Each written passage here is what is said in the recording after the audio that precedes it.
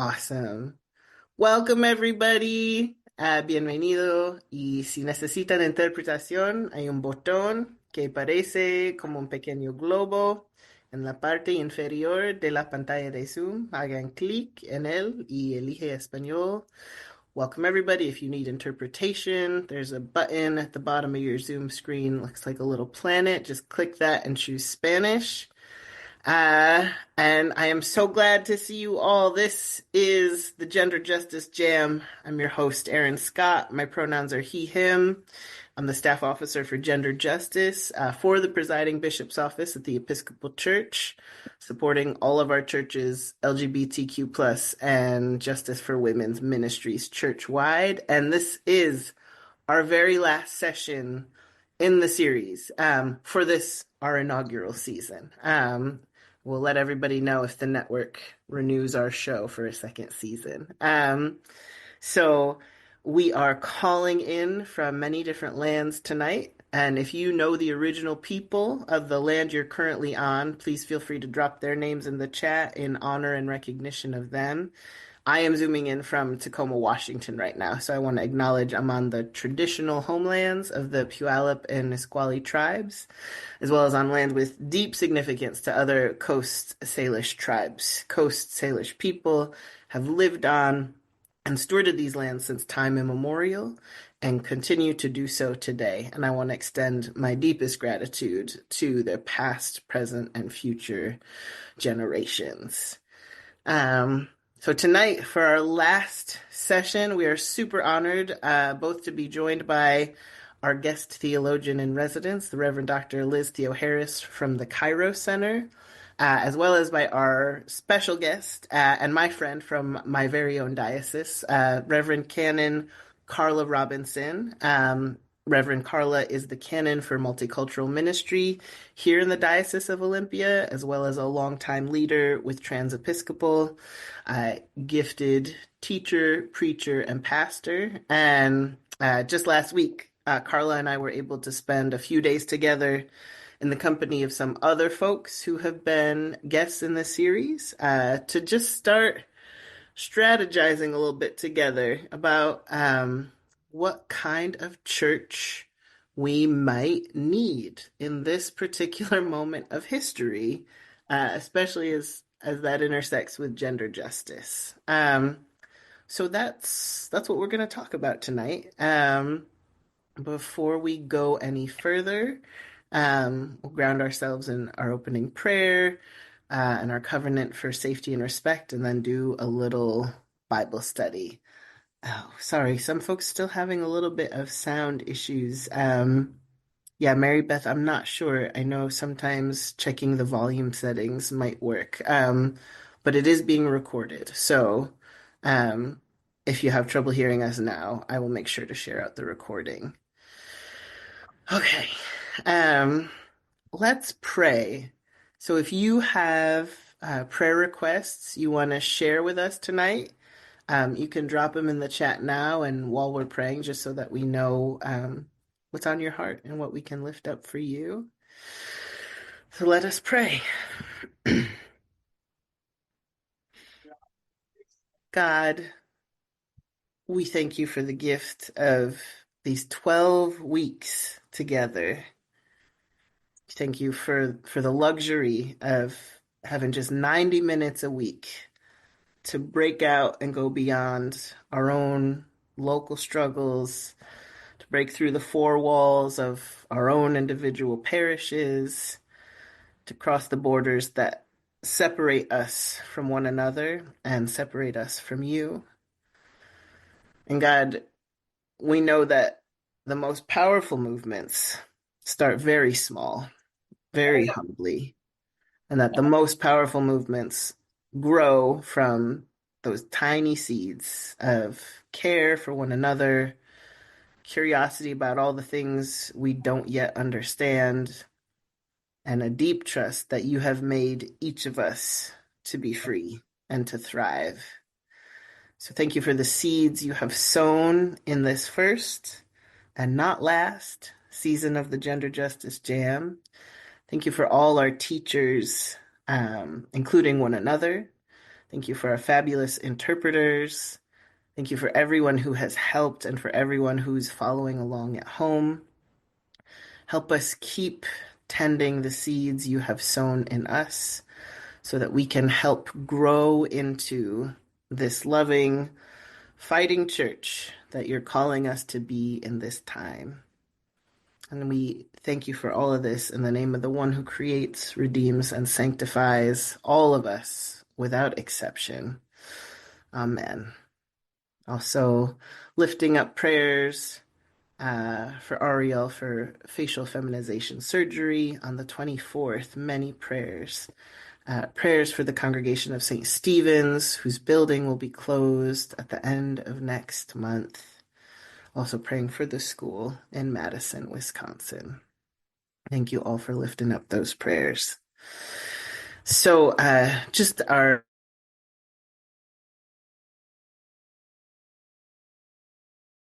so blessed to have this series interpreted in it's in English, in Spanish, and in American Sign Language. So thank you to Persis and Erica and Ricardo, our interpreters, um, and then our security.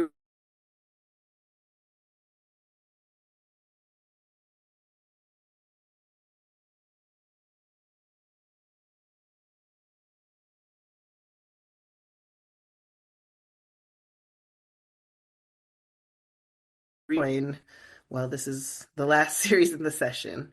Oh, looks like I keep freezing. How am I right now? We're not frozen. I'm unfrozen? Okay. Please, yes, wave me down, drop it in the chat if I freeze again. Um, Zero tolerance policy for bullying, harassment, threats, and hate speech. We can debate things in our conversation, but we are not debating the personhood, the sanctity, or the right to spiritual leadership of LGBTQ plus people in this class. And we're also not debating whether all people deserve safe and legal access to reproductive health care.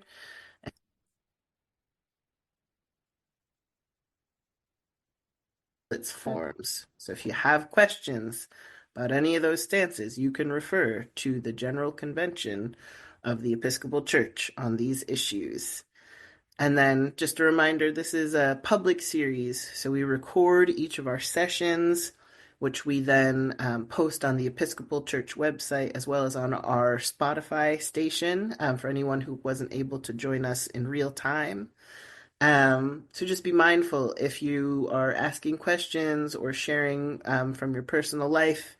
You don't want to do something like out anybody who isn't already out. So if your niece just came out to you, don't say my name is Erin and my niece Brenda, who goes to the same church as me, which is St. Timothy's in Chehalis, Washington, just came out to me. You could say something less identifying than that. A young person who I love just and want to support just came out to me. How can I have their back? And likewise, just be mindful of the information you want to disclose about yourself. We honor people's choice to share their testimonies publicly, and we know the times we're living in.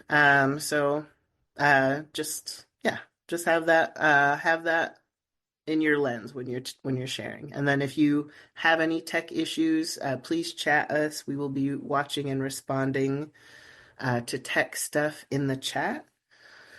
And that's it for housekeeping, I think. So, let's go to our opening Bible study. Melanie, if you want to put the slide up.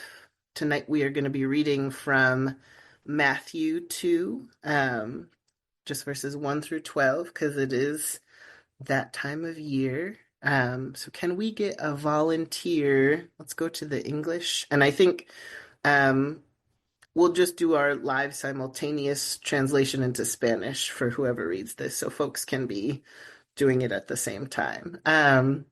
So while our English reader is reading, Ricardo will translate into Spanish for those folks listening in Spanish. So if someone wants to hit their hand raise button, and volunteer to read, that would be great.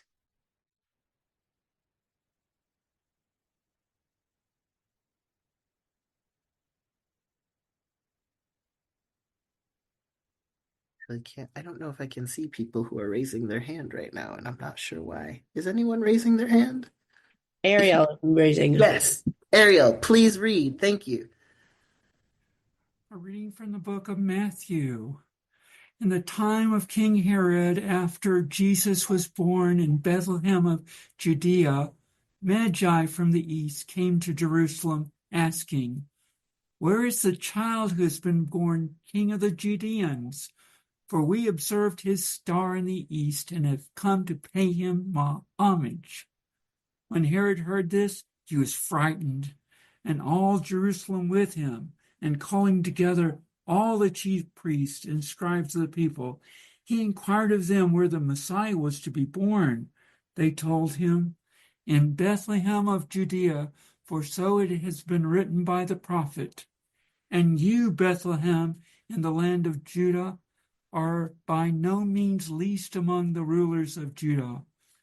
For from you shall come a ruler who is to shepherd my people Israel." Then Herod secretly called for the Magi and learned from them the exact time when the star had appeared. Then he sent them to Bethlehem, saying, "Go and search diligently for the child, and when you have found him, bring me word, so that I may also go and pay him homage."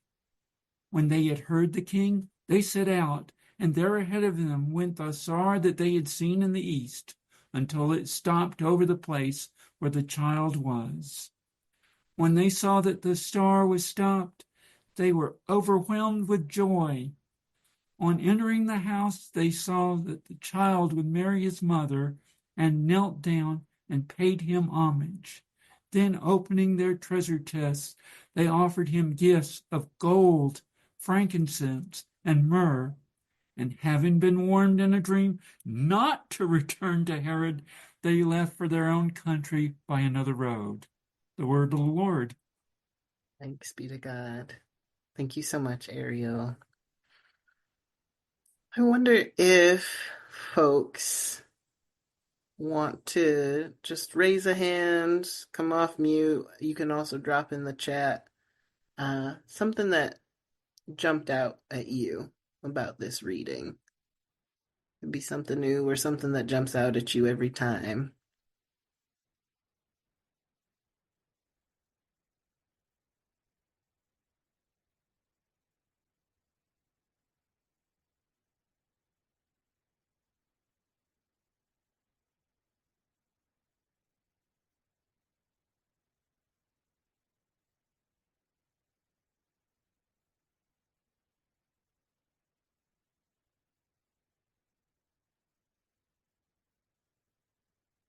Anybody wanna be brave? We've been together for 12 weeks now. Yes, Kristen, overwhelmed with joy. Christy, when King Herod heard this, he was frightened. Linda, Um, well, what jumped out at me was that as soon as he was born, already there was someone who wanted to persecute and even do him harm just because he was to be the king of Israel. yeah, that's right. Marked from the beginning. What's that book? Stamped from the beginning. Jana says, I noticed no mention of Joseph. That's right, not till a little bit later. Christy says, fear drives so many of our worst behaviors. Ariel said, God protected the Holy Family by giving a warning to not return to King Herod.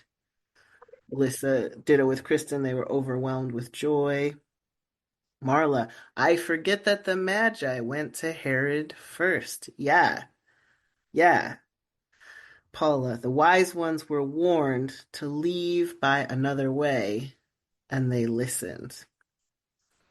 Yeah, I think one of the things me and Liz were talking about which passage to do today, which one would be good to close on after our 12 weeks together, where we've been talking about so much heavy stuff, right? We've been talking about policy violence. We've been reading through parts of Project 2025. We've been hearing how gender injustice in all kinds of ways is impacting you all on the ground in your congregations, in your dioceses, school boards, healthcare settings. And we landed on the Magi. Liz actually suggested it. And I think Liz, you can tell me if I'm getting this right, but there was a piece of it that was like, the just like Marla said, the Magi first they went to Herod. They thought that's who they should talk to. This is the official policy arbiter, right? But then they have this encounter with this poor family, with this baby that somehow changes the whole plan. And it made me think so much about some of what we've been doing here together. This is very, because it's, 49 of us on here, which is not too bad, especially for an Episcopal Zoom call. But that's not a huge number of people. And yet there is something really powerful and really hopeful about this group of people coming together in this humble way. So Liz, I wondered if you had other thoughts you wanted to share. Yeah, thank you so much, Erin. And it's really good to be with folk this evening. And I love the like subversion that's in a bunch of these Christmas and Advent stories. And definitely thinking about this idea that so many of the things that people have raised, but in this lens of gender justice, right?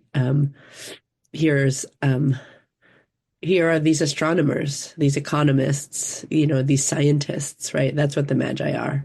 And they see a sign. They see that, something that's reminding them, heralding the fact that a Messiah, right? And again, we always have to remember what a Messiah is, what a Christ is. It's one who's been set apart by God to usher in a reign of justice for the marginalized, for the poor, for those that have been, pushed out, those who have been hurt by structures and systems and policies of those in power, right? And, they report indeed to Herod, and then Herod sends them to spy on this little tiny baby boy, right? And if we remember a little bit longer, like when they don't come back and say where this little baby is, actually the orders come down to kill all of the baby boys that are 2 and younger across the whole land, right? That's how threatened, Herod, someone in power, is by, the suggestion that marginalized folk, that folks that have been pushed out of society, that folks that have been rejected, would actually, not just keep on propping up a system that they benefit from, but transform it entirely. And I just think there's something very hopeful and definitely subversive about that, right? And that indeed there's this dream that happens that reminds them that this baby will not be safe, and that babies in general, thousands of babies, are not safe because of the policies and the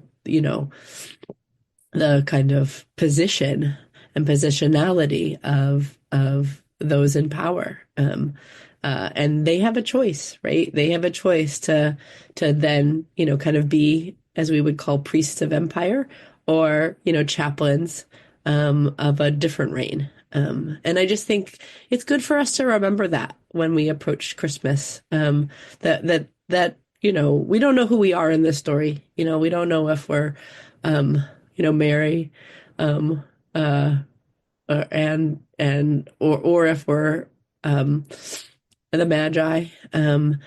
But in this story, if we imagine ourselves as actually, being folks that have, something to give to the movement, then, are we going to go home by another way? And instead, and indeed, I love Christy. I think often, and I think this is true in all of the different all the different gospels. But I think we're always supposed to put ourselves in every different role. Um, and so, anyways, it just feels like. And then the last thing I want to say about this that I'm really struck by is when we think about these beautiful gifts that they bring and what they represent. And I think about that gold and that frankincense and that myrrh, all of which, remind us that this tiny little person who is such a threat to the powers that be, who is born in other stories homeless. The first people that visit him are workers, are, low wage, dispossessed workers. That this baby also deserves these beautiful gifts. And it just says something also about the kind of world we're trying to live into. So I think it's a nice Christmas message and reminder for us. That's awesome. Thank you so much, Liz. Yeah, and Linda just dropped in the chat. And we should remember that the angel told the shepherds first, and they saw Jesus first. Shepherds were thought to be the lowest of people, and the Savior is for them. And what I like this mention of the angels too, because they're so cute on top of our Christmas tree. Like they're very pretty, but like everybody's so afraid, actually. Like it's terrifying. Every time the angels show up, the first thing they have to say to everybody is, "Don't be afraid." Which is like, maybe they look really scary, but also maybe the message is just very unsettling, even for people for whom it's a message of liberation, right? It's like, we're going to have to do some stuff right now. We're going to have to go off the script. We're going to have to break out of the roles that we have been, cast into. And we're going to have to, like, if we're coming from the bottom, if we're coming from communities that have been marginalized, like, we're going to have to take ourselves seriously as leaders in a new way. I think that can be scary. I was also thinking while you were talking, Liz, about the massacre of the Holy Innocents and the policy violence of Herod, right, being very much a kind of gender-based violence and attack on reproductive justice, just like when Reverend Canon Dr. Kelly Brown Douglas was here talking about what reproductive justice is, that it's not just access to abortion, but it's like the right to have a family that can live and survive and be safe and well, and for you yourself to also be safe and well. And you think about all of these parents, and particularly all these mothers of these children who were murdered by policy violence by Herod in this really, really dangerous time. And think about all kinds of people young people in particular, but like people also at risk for, having their access to reproductive health care, but also their right to have families stripped away either by poverty, by healthcare denial, by attacks on LGBTQ plus people. It just feels like a lot of parallels, especially coming on the heels of Matthew 1, the genealogy. Like we saw the people who are raised up, especially the women who are named and raised up in that genealogy. It's nobody who is like has a story about like biblical purity. Like it's all women who have, either because of the society they're in or because of the ways they've had to survive, are considered sort of compromised when it comes to whatever moral purity code is at play. And a lot of times it's Rahab, it's Tamar, it's Bathsheba, it's Ruth, and it's Mary. And this is the lineage Jesus is born into. Folks are saying myrrh foreshadowing Jesus' death. Jesus indeed was not the king that was expected, the king that was needed. and holiness can be unsettling. Amen. I wonder if folks have any other thoughts they want to share about this passage before we move on. Things that jumped out at you, um, connections you see with some of the stuff we talked about in here.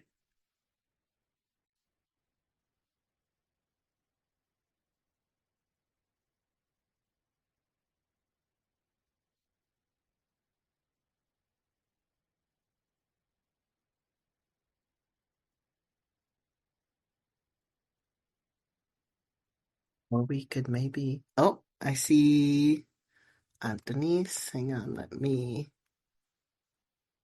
gonna translate. How beautiful it is to contemplate this passage and the knowledge of service to the impoverished, the defenseless, and not in service of power. The wise ones didn't respond um, to Herod's request to spy, and they went by another way home, a way that uh, doesn't compromise anybody's life. We're in the situation where we should be looking for alternative ways home. Amen. Thank you, Anthony's. Paige is saying, I love that you brought up the female lineage as the male line is all that's ever seemingly preached. Why, right? Who even knows those names? But we all know who Rahab is. Do we not? Christine, I think of all the people who are having to leave their homes to move to a place that is hoped to be safe. And Ariel says, Herod never got around to going to worship Jesus. Nope. Nope. He sure did not. Aaron, if I could jump in real quick. Please. I just really appreciate this point, Kristen, that thinking about all the people who have to leave their homes right now to go somewhere where they might be safe, right? And again, that's reminding us that because Jesus is not safe, he actually goes, with his family to Egypt, and basically waits out for a time when it will be safe for him. And I just think, that it's not a cute little story. It's like that happens for a reason, because this is what empire does. It makes people unsafe. It's threatened by, other ways of living, other ways of being in relationship with each other, other kind of truths, right? And then has to like put people's lives in jeopardy, whether it's around immigration status or whether it's around LGBTQ issues or whether it's, people are impoverished or whether people need reproductive rights, right?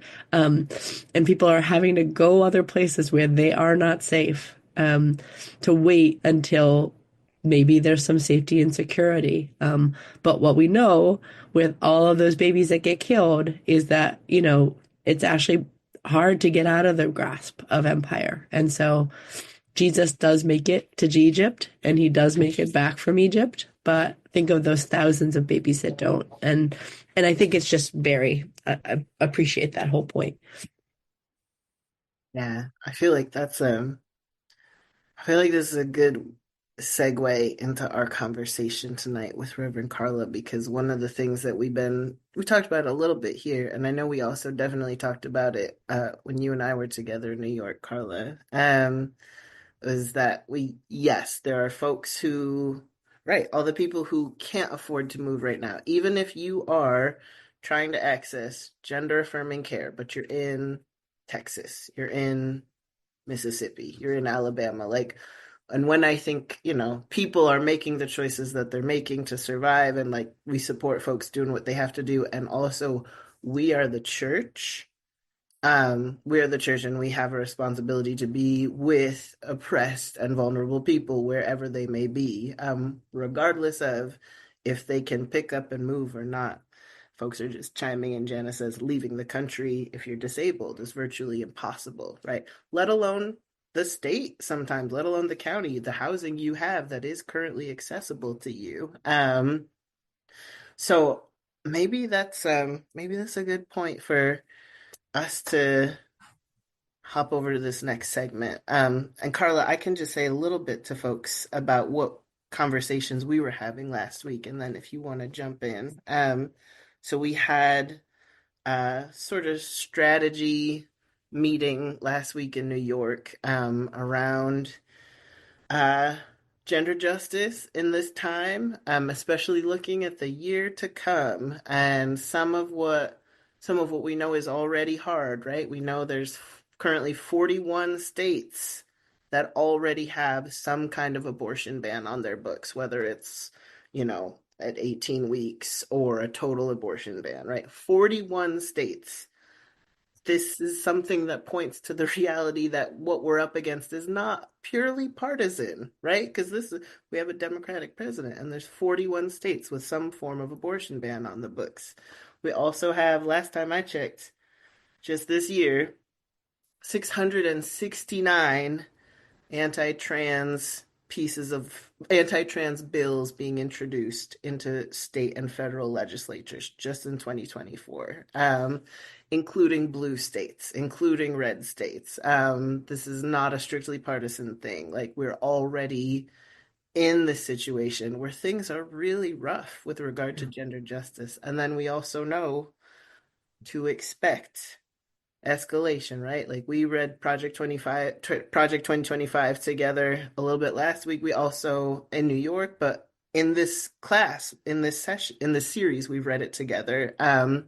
To talk about the attacks on LGBTQ plus people, the attacks on reproductive healthcare access. And so in New York, we were talking about what would it mean to have a church that actually sets up to meet this moment? What would it take? Carla, I don't know if you want to jump in there, but I'd love to hear what was shining brightest for you and all that.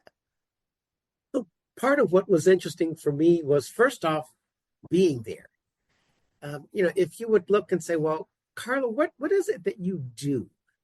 Well, I am the Canon for Multicultural Ministry and Community Transformation in the Diocese of Olympia.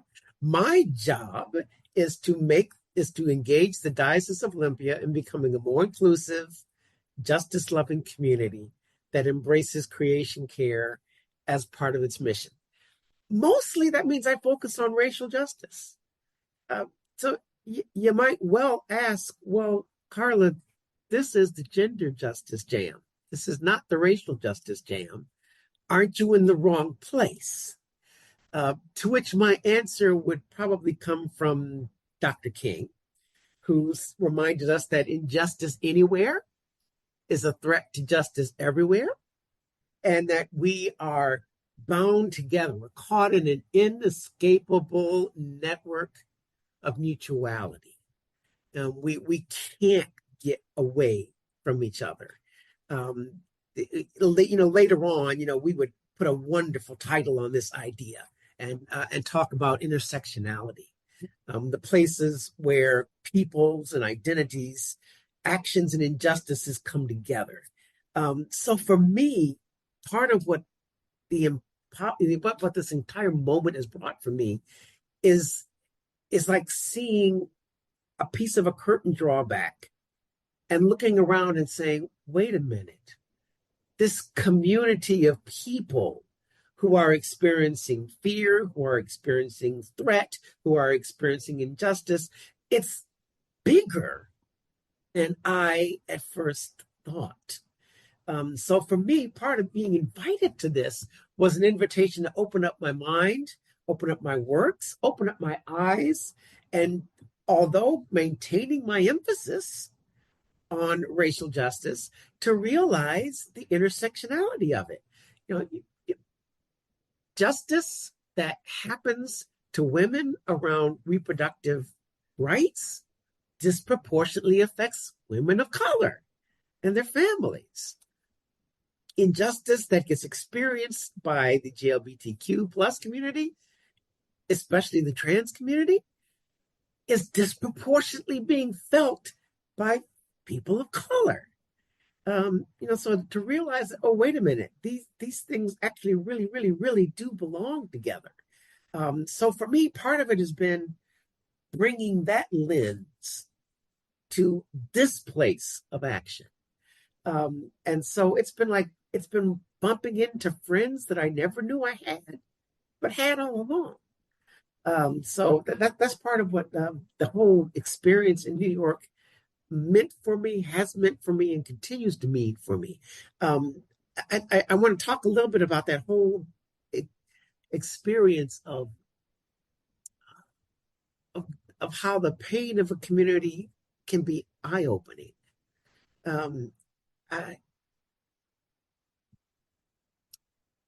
I struggled about which story I would tell in this, and I decided I'm going to tell the one that for me is the most personal. When I first began to come to grips with being a transgender person, I knew that I would lose home. We talk about the Magi and what, they would have to leave home to go and find this Jesus, and then find home another way. For me, I lost home. I lost my spiritual community. I lost not only my job, I lost my vocation. I lost my reason for being alive in this world. And for me, that drove me to literally a cliff, to overlook one of the bluffs here in the Seattle area and be ready to take that last step off of it, because that's where I had been driven. And the pain of being driven to that point, for whatever reason, and I can't explain why. I don't know. Why am I spared that and others are not? I don't know. I can't answer why I got pulled back from that brink and others did not. I can't answer that. But what I can answer is that I will always hold that pain. I will always hold that fear. And when I hear somebody tell me, right here in this building, I'm in our diocesan office right now, to have someone tell me in this building, we recently moved to this state because we needed access to reproductive care that we could not get back home. And we left everything in order to be here. When you're face to face with someone telling you that, it's like, ooh, you left everything. You put life on the line. You lost. And for me, that was an eye-opener moment. I look over and say, oh, yes, I connect. I know that feeling. And when I when I first landed here in this area and began to really experience multiculturalism beyond the kind of binary black and white world from which I came, and began to hear the stories of people having to leave home. And I turned and faced that same pain of, you had to leave home. You had to find another way. All of a sudden, those were intersectionality moments for me. So that's what I think that's what I bring to this particular place, is this whole swath of how our our experiences of injustice and our struggle for justice come together. So I know that's a lot that I just kind of spewed out right there, but that's kind of what I do sometimes. I just spew out. Please spew away. Back to you. Spew away. I really appreciate that, Carla, and I honor you for sharing so personally. I'm grateful for that, and I'm grateful that you're here. I'm grateful that you're still with us. I think this point you brought up about connecting with other people who have had to leave home, or for whom home has been taken away, right? Like home has been stolen from them in one way or another. It actually resonates a lot with my experience organizing with folks who are living on the street. And I haven't always talked about this because it's sometimes the words or the frameworks like don't seem to exist out there, even if they feel really clear to you, right? But I've always, um, yeah, there's, of course, right? First of all, LGBTQ plus people and women are disproportionately represented on the street. Of course, like Black and Indigenous and Latinx folks and all people of color are disproportionately represented on the street. And also everybody's there. Like everybody's there. Literally everybody's there except people who can afford not to be there. And uh I had an experience when I was first organizing just with other low income LGBTQ plus people, which was really important to me. Like it felt very special. It felt like I was actually finally with like other people who very much understood me in a deep way. And that was special and sacred. And it also didn't take that long before I felt like, wow, this is a very small team. We need a big team to take on the things that are hurting us. We need and there's a lot of hurting people in this world, a lot of people who maybe haven't, been estranged from their hometown in the same way I have been estranged from my hometown, but like are wandering and cut loose in this world nonetheless. And I feel like that resonates so much with so much of the story of the birth of Jesus, right? Like this family who's having to crisscross borders. There's so many ways, so many of our stories connect at various points. And sometimes, like folks said, like sometimes we're the Magi, sometimes we're baby Jesus, sometimes we're a little bit in Herod's army. And it keeps me focused on this question of, so what does that mean for us as a church? What is the work that we got to do? And a phrase that came up during our time together in New York last week was, what would it take to be a fighting church, like a church that is actually willing and able to stand in this moment and stand with everybody who has been cut loose in some way, who's been dispossessed in some way, whether that's of their actual home or of their rights to protect their own body and care for their own body. And I wonder if you had thoughts about what a fighting church means to you. Like, what is that idea for you? Yeah, for me, when the term first sort of laid out there in our time together, a fighting church, I felt this draw up in me, and I said, ooh, ooh, ooh. There was that, and even as I was thinking about and feeling the draw up, I felt this kind of resisting thing, and said, oh, I don't know, fighting church. Aren't we kind of supposed to be like a peaceable church? Aren't we supposed to be gentle and kind and nice? Isn't that kind of what? But I realized that for me, going back to my own roots, that was never what church was. Church was never nice, kind, and gentle. I grew up in the midst of the civil rights movement. Yes, resistance. Yes, nonviolent. But if you think that wasn't fighting, I grew up in which the church was considered this place where the struggle happens and the struggle is real.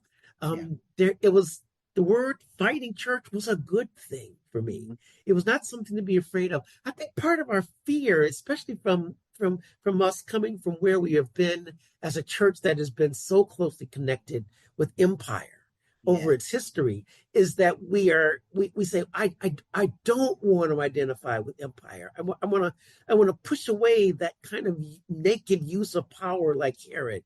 I don't want that. And yet there is still the call to fight. So for me, there really was this this tension, but I got to admit it. To have a church that says we are ready to stand up. Now, I know some of you are hearing in your heads. I can hear you. I can hear you. Some of you are hearing in your heads. You're hearing hymns like stand up for Jesus. You're hearing hymns like, soldiers of the cross. You're hearing all that stuff. And you're thinking, oh, I don't want that kind of my church when it's Jesus the peacekeeper. I hear that. But this is the same. So I'm sorry, folks. I start preaching. That's kind of what I do. You'll just have Why to. we invited you. Please continue. You got to give me a pass on that. But this is also the same Jesus who speaks of the kingdom of God advancing forcefully. Not with the force of oppression that comes with empire, but that does move forward with people desiring, deeply longing, struggling to birth into life what this new kingdom can be. So for me, the image of fighting church is something we can bring forward. I don't think we need to be scared, that somehow we're going to slip back into pairing with empire and using naked power. I think that's actually a term that, for my money, it's time. I mean, we have, please forgive me for the imagery, but there is a clarion call here. When we look and see the 41 states, the 669 laws, when we know the stuff that's coming up, to fight does mean to resist. And you see me saying this with a smile on my face. But part of the resistance is bringing forth this vision of Jesus. And I want that. And yes. I know you want that. And so part of a fight now becomes to say, well, okay, what kind of fight's going to be? Bare knuckle. I'm just going to step in there, me and whoever it is, and we're just going to battle it out. Maybe it's a different kind of fighting church. Maybe it's a fighting church that finds partners. Maybe it's a fighting church that finds people to fight with. And Aaron, part of what we were discussing in our time together was that very idea of who's in the fight with us. And that I'd like to toss back to you for a minute. Yeah, I love that. Thank you. And I just, as you were talking about, us being at war with ourselves, right? About there's this need to step up, but being so afraid to do that because we have mostly just had an experience of Christianity as just being totally co-opted by the empire, right? And we're seeing that now, a lot of the networks advancing these abortion bans in 41 states, the 669 anti-trans laws are Christian. They are incubated by churches, and we're there is this constant feeling, if we talk about power, are we them? Is that what automatically makes us like them? But I think it's much deeper than that. I think it's if we who is God? What does God want for us? I think is kind of the hinge that everything swings on one way or another. And so when I think about a fighting church, I think, first of all, I think about a good shepherd protects the sheep from the wolves. Mm-hmm. And you have to say that there are wolves. And that's not to demonize people. It's to say that our young people are at risk. Our young people are, if they're living in these states where these anti-trans bills are passing into law, their suicide rates are skyrocketing. We have a job, we have a responsibility as Christian people to stop that. And that is very much about protecting people. It's not about a bare knuckles thing necessarily, but there's a spirit to it. There's a very, what's that old school phrase? You brought it up in New York, the church militant, right? Yeah. Church militant. Versus and that's when you're here on this plane. When you're Yep. here on this level of existence on the earth, if you're faithful, you're in the church militant because you're struggling for all people to be free. Uh, I think, one of the things that we came up with in our time in New York together, and hopefully, um, we will start being able to set into motion like more trainings, more online education events that revolve around these things. But we came up about with these 5 core areas to focus on for what it might mean to build a fighting church in defense of gender justice. And so the first one was how do we leverage the power we do have when it comes to legal struggles and policy struggles? Because we do have some unique gifts there as the church. And I know this from my experience as an organizer with homeless and incarcerated people, is that people who could not get the a care in the world from a judge or a probation officer, a parole officer, sorry, probation officer, or a caseworker, or anybody attached to the system, right, or a lawmaker. Suddenly, that person has a clergy person or like a nice church person show up to their appointment, or like a bishop paying attention to them. Like watch how differently things move. Like so uh previously in my last line of work, we had 10 folks who were homeless sue their city in federal court and win. And we could not have done that without the church. It never would have happened without the legal sort of support and infrastructure that exists within our church. That's really important. So figuring out how we leverage that part, the legal and policy kind of buttons to press. The second thing we've talked about it in here too, is um, that kind of underground work or sanctuary work. And that's not, you know, not everybody's going to know about that, and not everybody should. But the ways that are, especially at the local level, like our congregations and dioceses, are showing up for people who are at risk of violence in some way, who have been dispossessed of their homes in some way, and responding in really concrete ways to that. So not just passing a declaration that says we are a sanctuary something, like,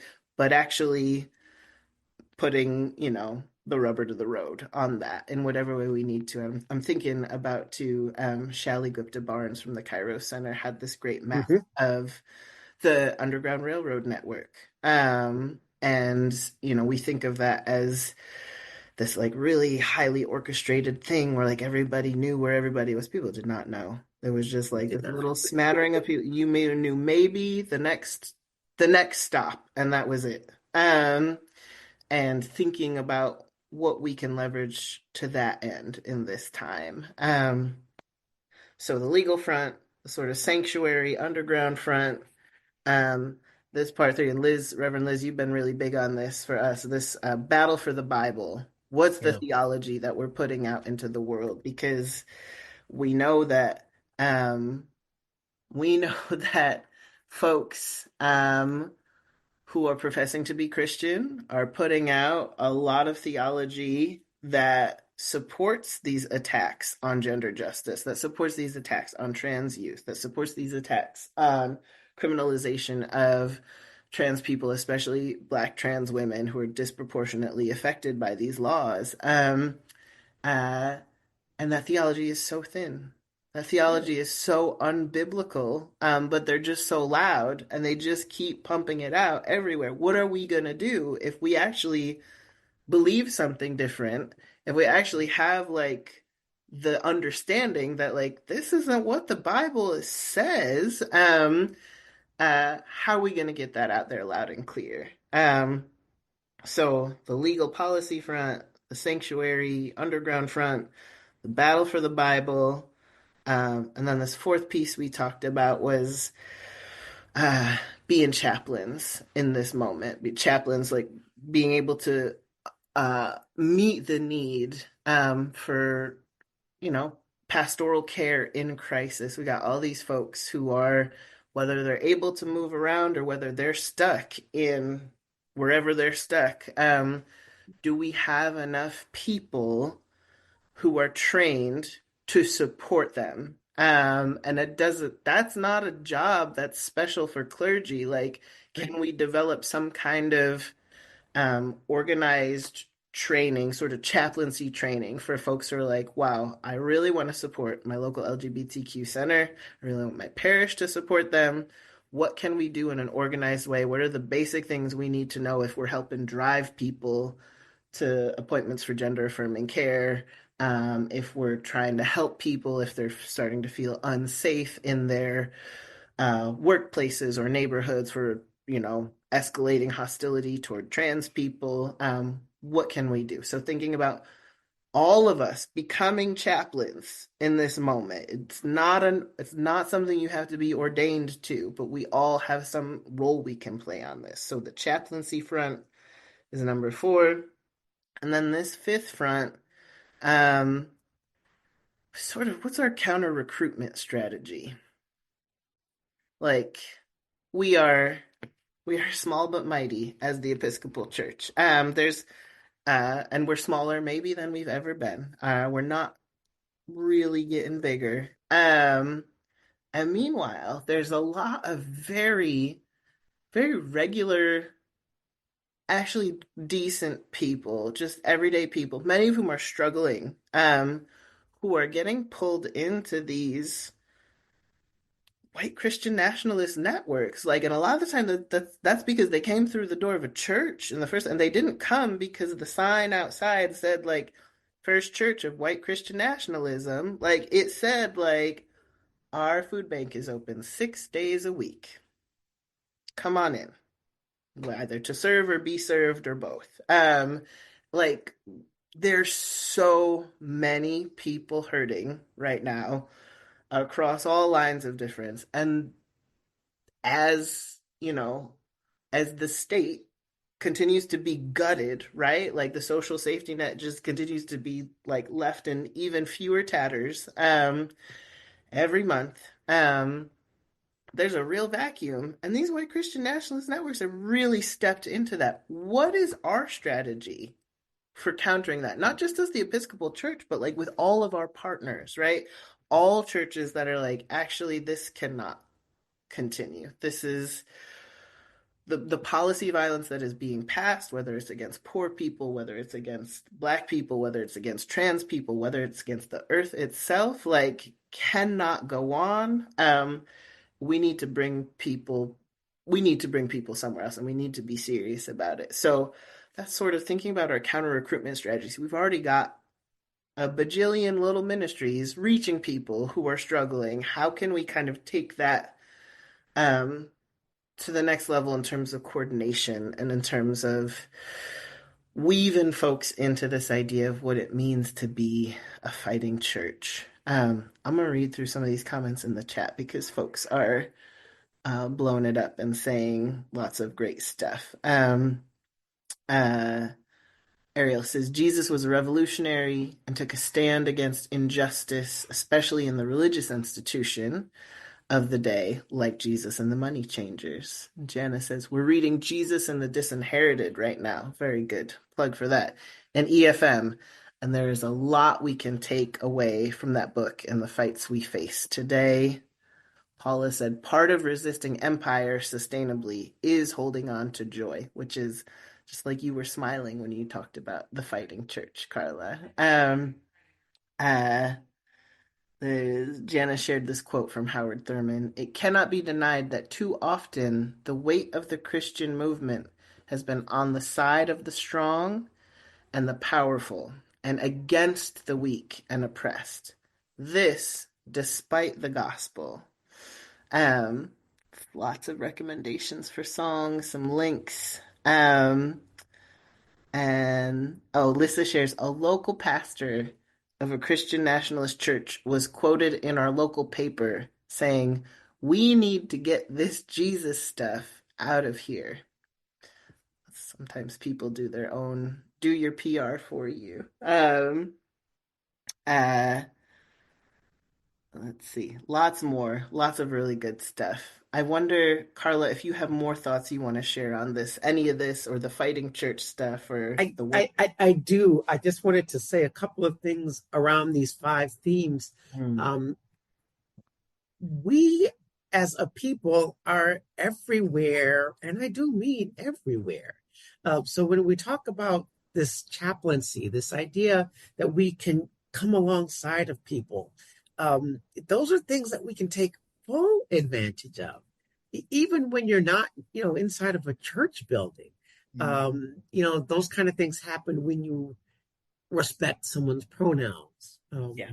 When they say them, those things kind of happen in a workspace, and for many of us, that means we got to fight inside of families.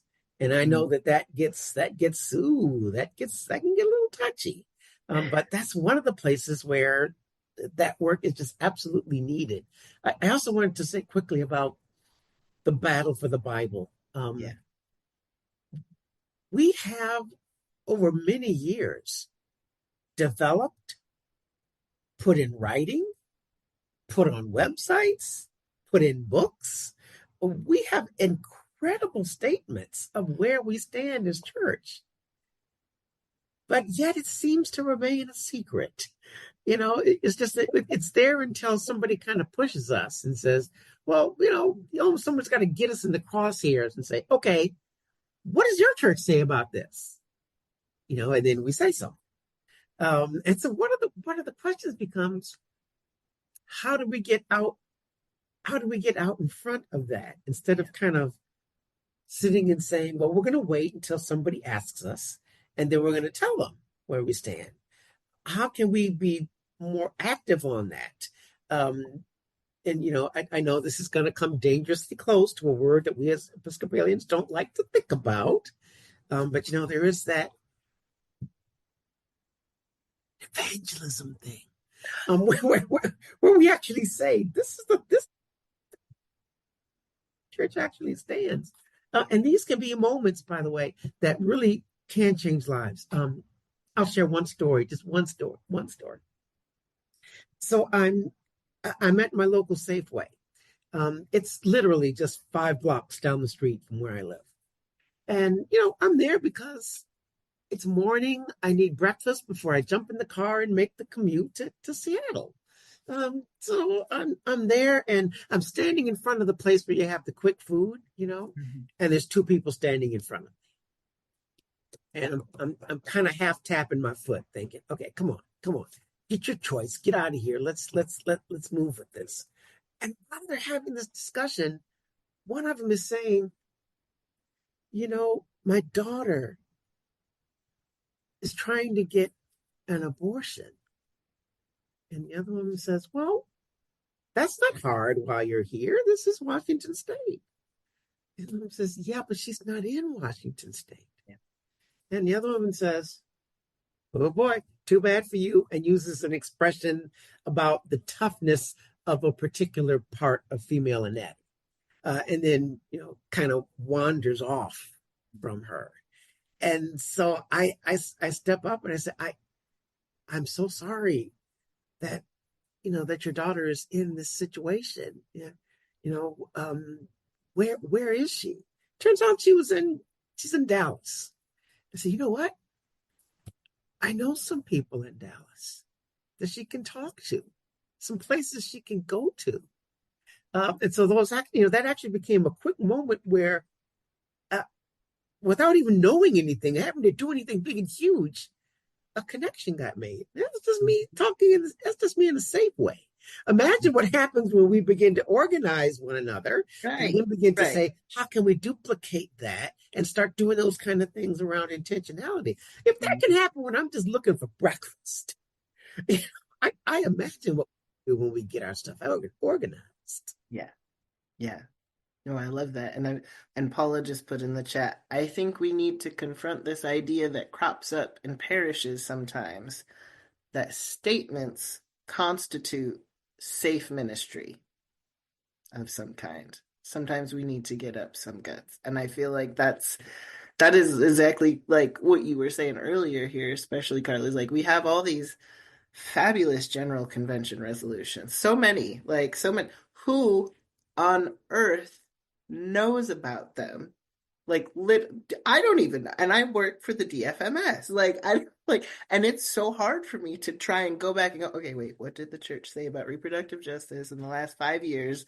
And I'm not saying that we should stop doing that, but we have put most of our eggs in that basket. Meanwhile, America is still out here doing this stuff. I wonder, Reverend Liz, if I know I'm putting you on the spot, but I wonder if you have thoughts about you as a partner, as a Presbyterian, navigating different waters to be sure, but probably some of the same waters, and also having worked with a bunch of different churches and denominations across all political and theological stripes. Like, when you hear this phrase, a fighting church, what kind of comes to your head, and what's in the way of that? Well, inertia and hegemony and the way things have been done for so long. And maybe that's particularly because I'm Presbyterian and we love process, and love kind of setting up the same thing as what was already set up. But I just think I do also love this idea of a fighting church, right? And I think about, I don't know. I think I was reading, this is what I was reading. I was reading a piece that Cedar Monroe, who partnered with you, Aaron, to form Chaplains by the Harbor, and he was saying that the church has to take sides, and that he in his ministry took sides, and that if it was that the city was evicting unhoused people, he took the side of the unhoused people.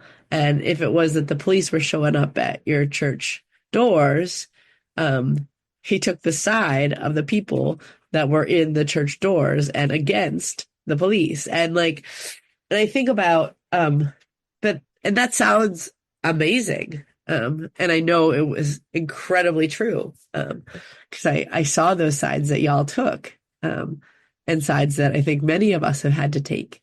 But it's also not easy. People, kind of going back to whether it's the story of Herod and the babies, or whether it's, the amazing openness that Carla, you were sharing, of just how hard it is to not have a place, and to have the place that one resides being, complete marginalization, complete rejection, complete questioning, complete powerlessness. Not really, because we're all powerful beyond measure. I'm not saying that, but just but we're not in positions of power. And what it takes in what we lose potentially, including, not just security, not just resources, but, actual life and safety and limb. And so I think about, but I also wouldn't want to be with any church that isn't taking sides like Cedar called us to do, because that isn't really church at all. And so I feel like, it can be long and slow work. But in this moment, if we can't show up as church, when we have a president who's already announcing that the sanctuary status of our churches is being taken away, we better be showing up. If in this moment when so many people are being pushed out of their homes, because they need reproductive justice, or they need gender affirming care, or they need housing, or they need so many things. I don't know. We better take a fighting stance. I often think about how Jesus was not this mild-mannered, easy to go along with, um, uh, like sing Kumbaya kind of guy, kind of person. And in fact, that, we have some great inspiration to take from the fighting that he would do.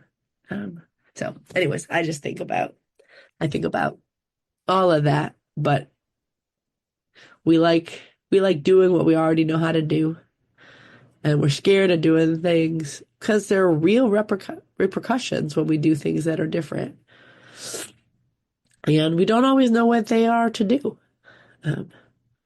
But that's where this amazing program and this awesome gender justice officer that your denomination has, and these amazing leaders that have joined for these past 12 weeks, pose is that a different way is possible. Yeah. Thank you. I really, really appreciate that. And Anthony's just dropped in the chat, crises allow us to grow, which is maybe, I was joking. I don't know if I said it here, I said it somewhere else, but when I first got this job as the staff officer for gender justice for the presiding bishop's office, I was like, I don't think I'm housebroken enough to work for the presiding bishop's office. I've been very happily at the furthest possible fringe of the institutional church for a long time, doing like street and jail ministry, and I'm culturally not a good Episcopalian. Not. And and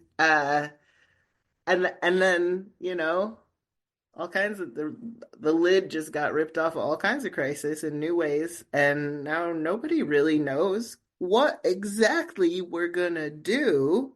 And I was like, oh, this is my speed. Now everybody's in crisis and freaking out. I can get with this. But so Anthony said, crises allow us to grow. As a church, we're called to be bold in our responses to situations. It occurs to me that some, for the sake of protection, must be silent, methodical, listening to the voice of God, even in dreams, like Harriet Tubman. In some situations, we must create new strategies, methods. Sometimes it will not be in the temple, but behind the temple, in the manger, in the middle of the countryside, and not in the cities, wherever we have a safe, protected space. It is a call to hope that God continues with us. It is the courage of holiness that has to do with the protection of life itself. It is a great challenge. Sarah says, time to cleanse the temples. Christy says, I know Bishop Curry was 100% in support of this ministry, and I hope our new bishop is also on board. We cannot go back. This is important to mention. So one of the first statements Presiding Bishop Rowe had to put out after he was elected presiding bishop was about the murder of a 14-year-old trans girl in his hometown.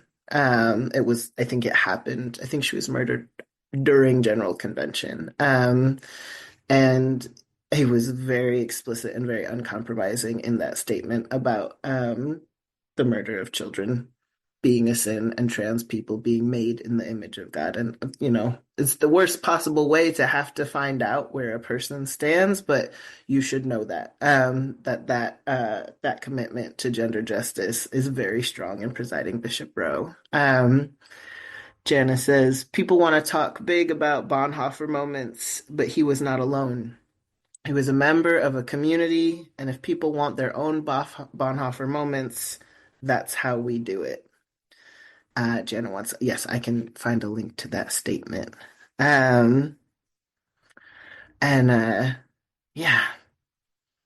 so much. I want to spin off of that Bonhoeffer moment. Please. One of the greatest things that happened to me in the time that we spent together in New York is I got to sit down with folks from Kairos, whom I did not know before. I did not, and I feel great about being able to. They call in dinner in about 5. Oh, me. So anyway, I love to be able to confess this because I love meeting new partners, and knowing that this business that that somehow Carla and three other people are gonna stand up and do this. No, so I want to encourage folks wherever they are to find whoever the partners are. We're trying to do this as we look across the larger piece of our gender justice work, to actually invite partners to come together. Um, we can get down into our little bits and pieces where we can say, well, you guys aren't far enough left as we are, or or whatever it is that divides us in some of these things, and to be able to take that step that says, okay, we're here to defend gender justice. We're here to defend the rights of LGBTQ plus folks. Yes, we have some disagreements here, but this right spot here, right now, this is where the work needs to be done. I can't say enough about partnering and falling into good partnerships like this. Yeah. It's an all hands on deck moment for sure. And there's, we just, I think, get really stuck in this idea that like folks are gonna like. I think it's a strange thing about purity. Like we're waiting for people to be like somehow perfect in a way that none of us are. Not a one of us has got this figured out. And also we aren't going to. Like that's not life. That's not reality. It might be empire getting in our heads actually and telling us like you can't work with these people. You can't trust these people. They don't say the right words. They're not familiar with your particular struggle. Even if they're also struggling, like you cannot actually come together in a way that's powerful enough to push back. I really, really feel like that is the demonic voice of empire inside of our own heads, like keeping us working overtime to keep us isolated. And I don't say that to say that it's going to be easy. It's not going to be easy to work with people from very different communities who are not familiar with each other's struggles in some really key ways. It's not an accident, right? It's not an accident that we are all at each other's throats. Like a bunch of struggling people really at each other's throats, thinking that like whatever end of the political spectrum you may be on, that like somebody up top is going to come down and help you out if you put the right one in. Rather than looking like at folks at the bottom with you, being like, you know what? Maybe we have more common cause down here. And that's not easy to do, but it's very doable. It's so doable. And it's so doable because people are facing so much in common in terms of their struggle. Like who's having a good time with healthcare right now? Who's doing really good? Who is really satisfied with how much they pay in rent or a mortgage? Who's like, yeah, good. Very pleased with this. I also like the price of groceries. I have no complaints there. No, like very few people are feeling that. And there's so much that we can come together on. And that doesn't mean we don't talk about the places where we're not on the same page because those are real, right? Like those are just because you having trouble pay your groceries doesn't mean that you are necessarily on board for or really get like what trans justice means. But if we don't decide people are worth having those conversations with, somebody else is going to talk to them.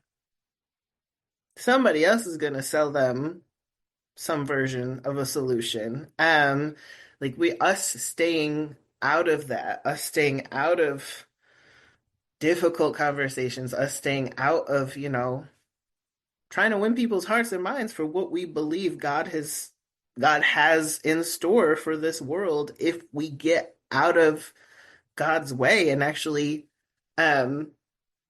start helping usher in the reign of God is if we don't do that, we know that other folks are going to be selling a different theology, a different Bible, highly redacted. And I just think that we can't, I just think that we can't pass people up or act like certain groups of people are unimportant, especially if they have already been rendered unimportant by this empire again and again and again because of where their zip code is, or because of it being a place where nobody goes to look for work, like, or it being a place that is a food desert or a healthcare desert, right? Like, we're everywhere. And our people are everywhere. And that doesn't just mean there's LGBTQ people everywhere, although there is. It's also just like there's hurting people everywhere, and the gospel is very clear about us coming together across all those divisions at the bottom to put forward this vision of a kingdom of God that is directly counter to the vision being sold by the top. We have just a few more minutes left, and I want to see if other folks want to share anything on your heart, your mind. We got good stuff in the chat. Christy says, Carla, the one thing I really took away from this experience was the important part of joining with other members of oppressed communities. Sarah says, we need to do a kind of holy collaboration as a fusion movement. It's time to listen intently with love and a heart of justice. Paula says, hurting people are everywhere. A network can fit anywhere if we build it. Amen.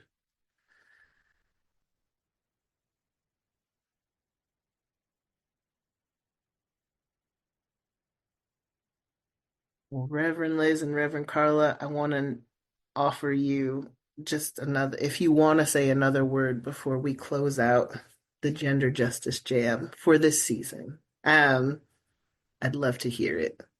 First, thank you. I missed it. My goodness, I missed out. It's all recorded. Don't worry, you can catch up. I'm gonna have to go back and check this out. I missed out, but whatever's coming next, I'm in. Good. All right.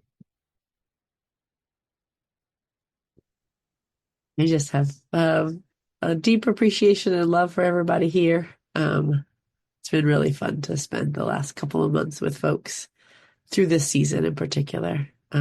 Feeling like we can actually take on theology in the Bible, feeling like we can learn from powerful secular and faith groups that are doing the work, and feeling like we can actually create a place in this denomination and in mine and in others where we can be this fighting church we were just talking about, and we can declare everybody in, nobody out. So much appreciation for you, Aaron, and for everybody. And I love that there's a Spotify channel. I just have to say that. I love that part. Awesome. Well, thank you all. Thank you, everybody watching, who's joined us on Zoom. Thank you. Huge thanks to our interpreters, Persis, Erica, Ricardo. This has been so special to have you with us, and we will be in touch for our next series if the network renews our contract for this great show. And thank you to everybody who's watched on Spotify or watched on the church website. There will be more. Linda is telling me I need to close with a prayer, so I will do that. Usually I pass the baton.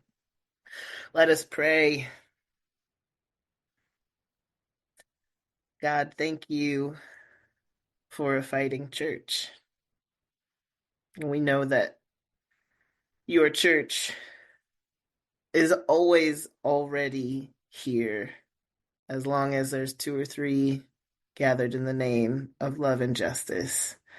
And we got 44 on this call right now. So surely you are already being born again into this world through the relationships, through the understanding, through the trust, and through the commitment that you're stitching together here tonight and also over the course of this series and beyond. And we know that there's so many more out there who are ready to be part of your fighting church who are already building it in their little corner of their community. Help us find each other.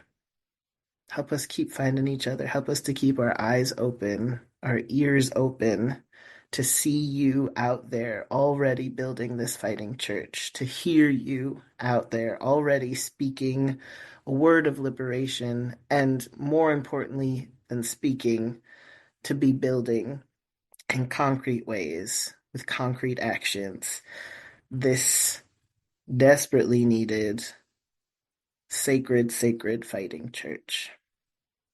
Thank you for the gift of every person on this call.